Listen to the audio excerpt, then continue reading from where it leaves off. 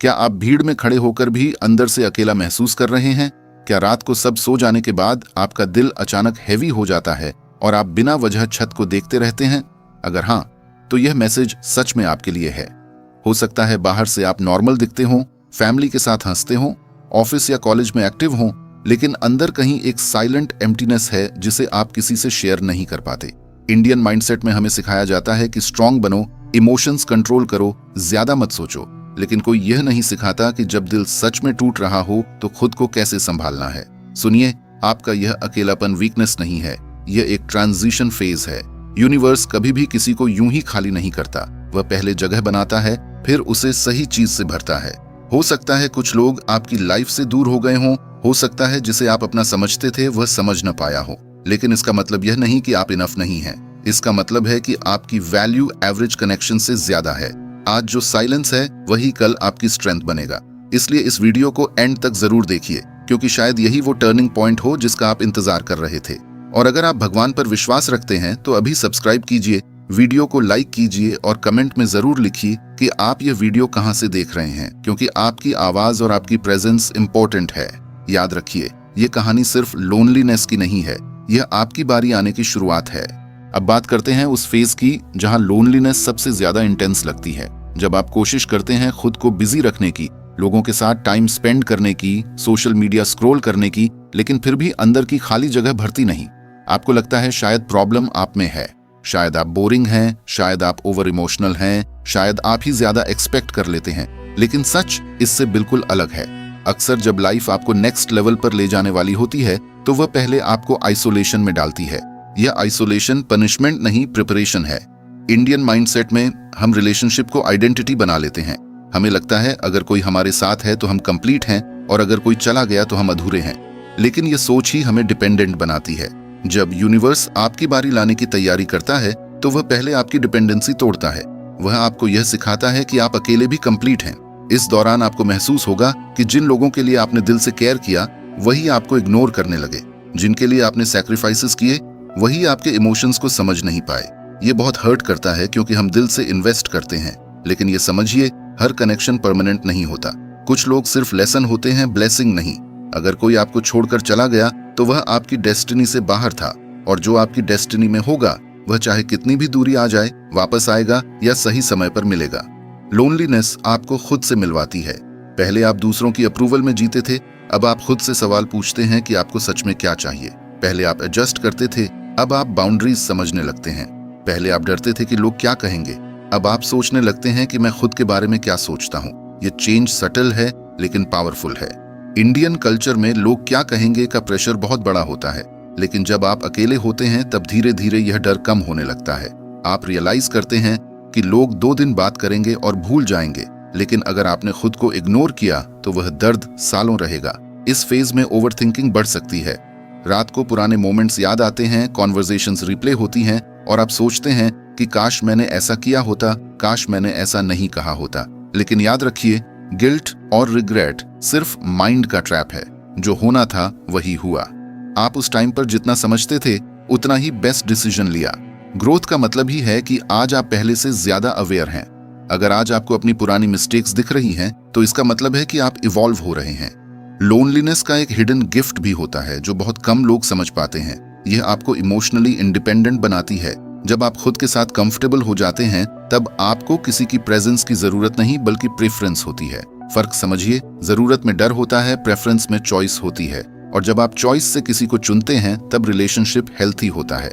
Universe आपको उसी level पर ले जाना चाहता है जहां आप किसी के साथ इसलिए हों क्योंकि आप चाहते हैं, न कि इसलिए क्योंकि आप अकेले होने से डरते हैं। हो सकता है अभी आपको लगे कि सबकी लाइफ आगे बढ़ रही है और आप पीछे रह गए हैं। कोई शादी कर रहा है, कोई करियर में सेटल हो रहा है, कोई हैप्पी पिक्चर्स डाल रहा है, लेकिन सोशल मीडिया हाईलाइट रील दिखाता है, रियलिटी नहीं। हर इंसान अपने लेवल पर स्ट्रगल कर रहा है। आपकी जर्नी अलग है, इसलिए आपका टाइमिंग भी अलग है। डिले का मतलब डिनायल नहीं होता। कई बार यूनिवर्स आपको इसलिए रोकता है क्योंकि वह आपको एवरेज नहीं, एक्स्ट्रॉर्डिनरी देना चाहता है। इसलिए अगर अभी आप अकेलापन फील कर रहे हैं तो इसे कर्स मत समझिए। यह आपके कैरेक्टर को पॉलिश कर रहा है। यह आपको स्ट्रांग बना रहा है, मैच्योर बना रहा है। यह आपको सिखा रहा है कि सेल्फ वर्थ किसी और की अटेंशन पर डिपेंड नहीं करती।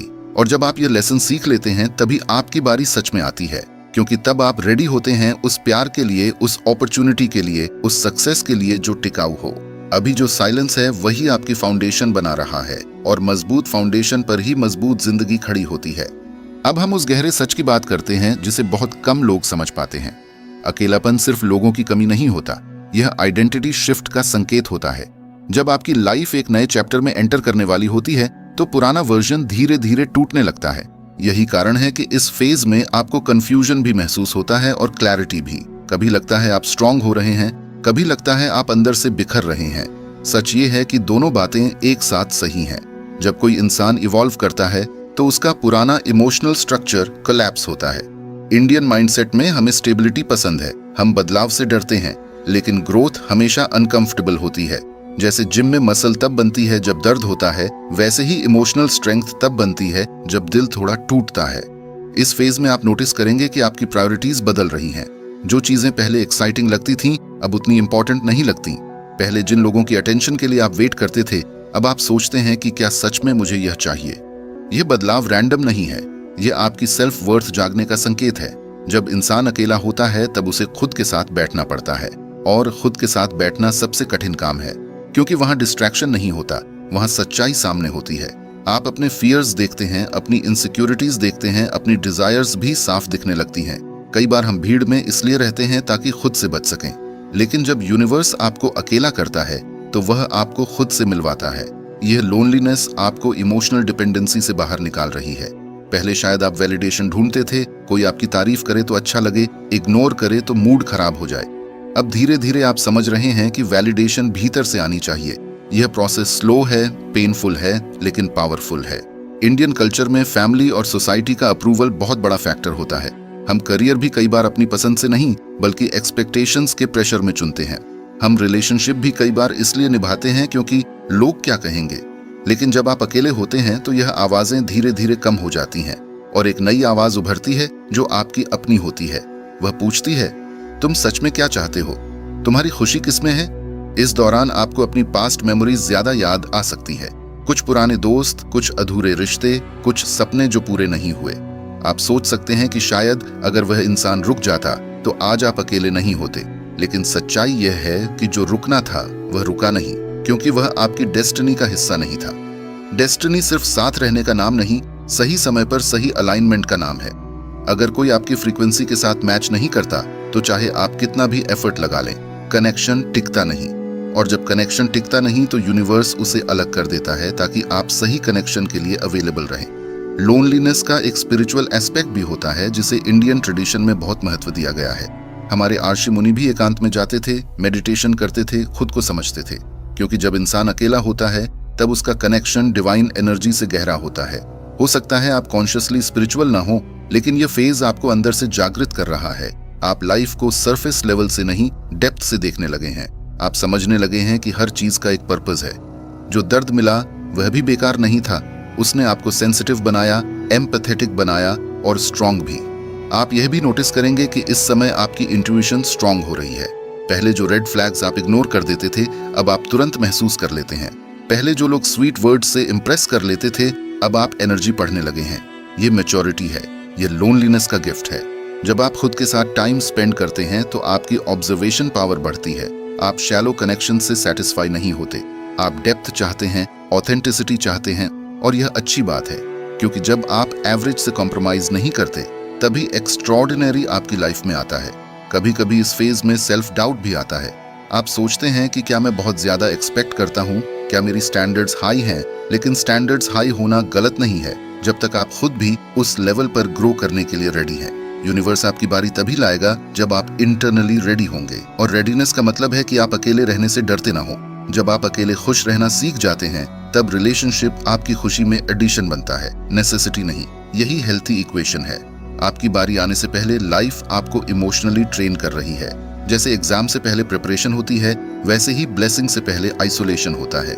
ये साइलेंस आपको डिसिप्लिन सिखा रहा है, पेशेंस सिखा रहा है, सेल्फ लव सिखा रहा है। आज जो एम्प्टी स्पेस है वही कल मीनिंगफुल कनेक्शन से भरेगा। लेकिन अगर अभी आप इस खालीपन से भागेंगे तो लेसन अधूरा रह जाएगा।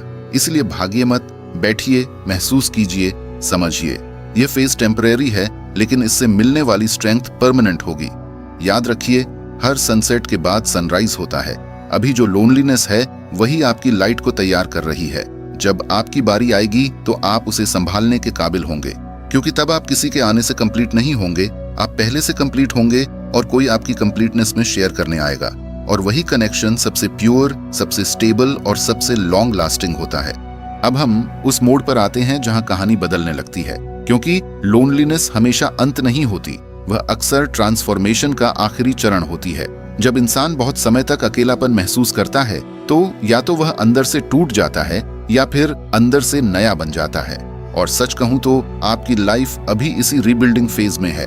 आपने शायद नोटिस किया होगा कि पहले जहां आप लोगों के पीछे भागते थे, अब आप उतना एफर्ट नहीं करते। पहले आप हर मैसेज का तुरंत रिप्लाई देते थे, अब आप सोचकर जवाब देते हैं। पहले आप डरते थे कि कोई चला गया तो क्या होगा, अब आप सोचते हैं कि अगर जाना है तो जाए। ये एटीट्यूड चेंज एरोगेंस नहीं है, ये सेल्फ रिस्पेक्ट का जन्म है। इंडियन माइंडसेट में हमें कॉम्प्रोमाइज सिखाया जाता है, स्पेशली इमोशंस में।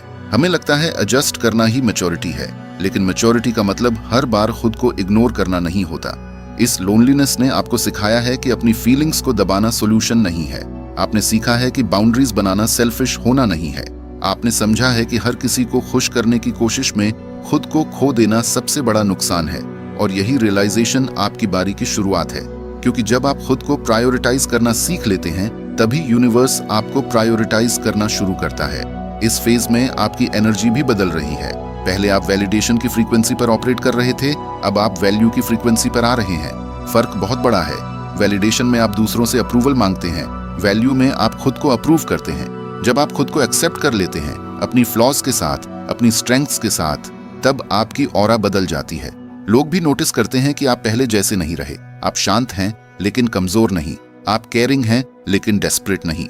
ये बैलेंस रेयर होता है और यही बैलेंस आपकी लाइफ में राइट अपॉर्चुनिटीज अट्रैक्ट करता है।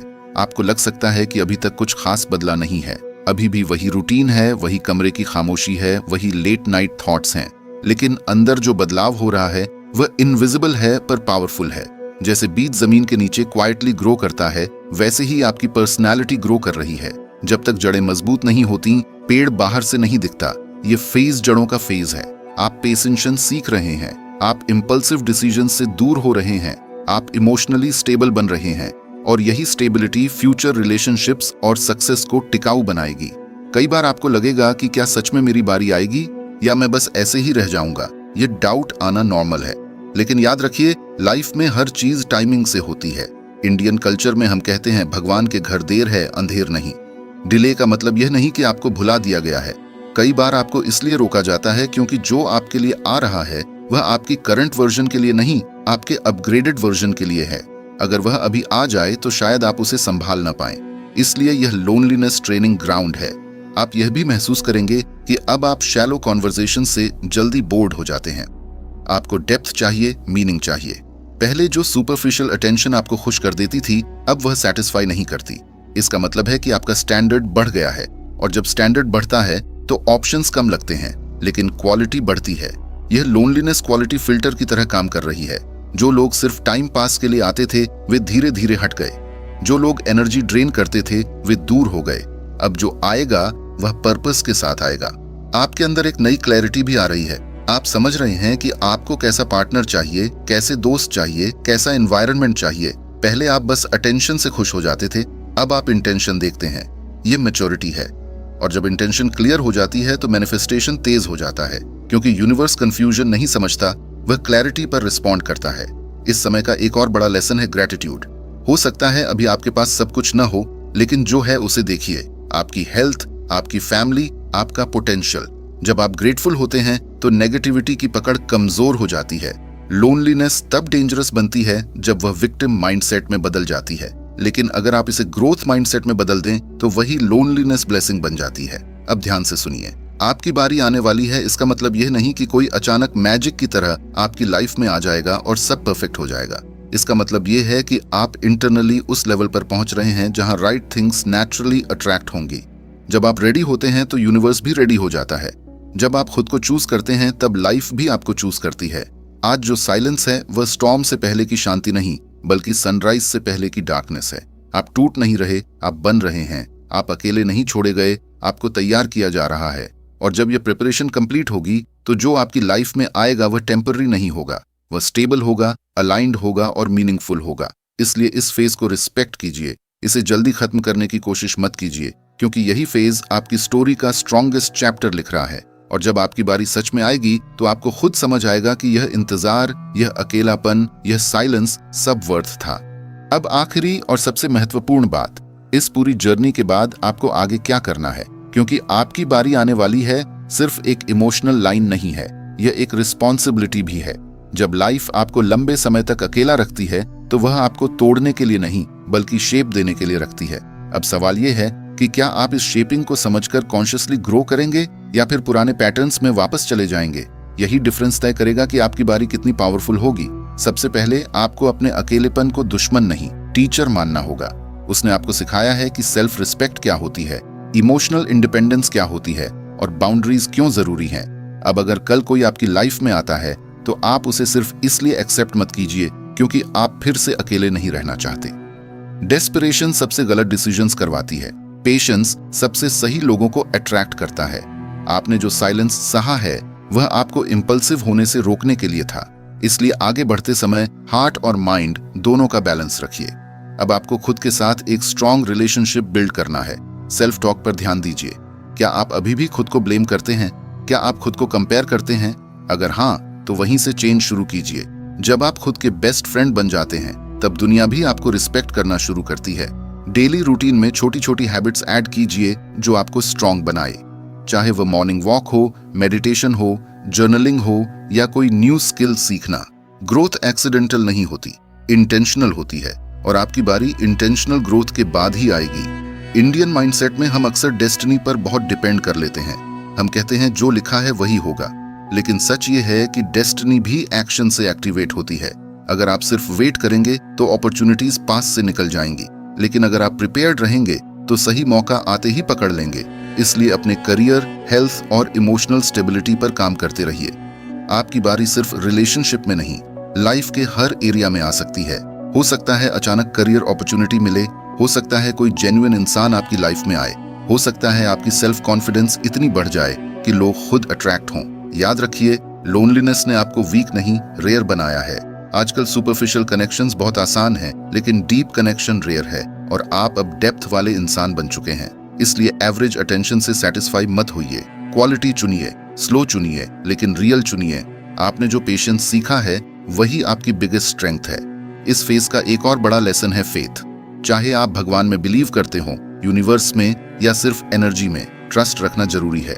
हर चीज का एक टाइमिंग होता है। अगर अभी तक सब कुछ आपके हिसाब से नहीं हुआ तो इसका मतलब यह नहीं कि कुछ होगा ही नहीं।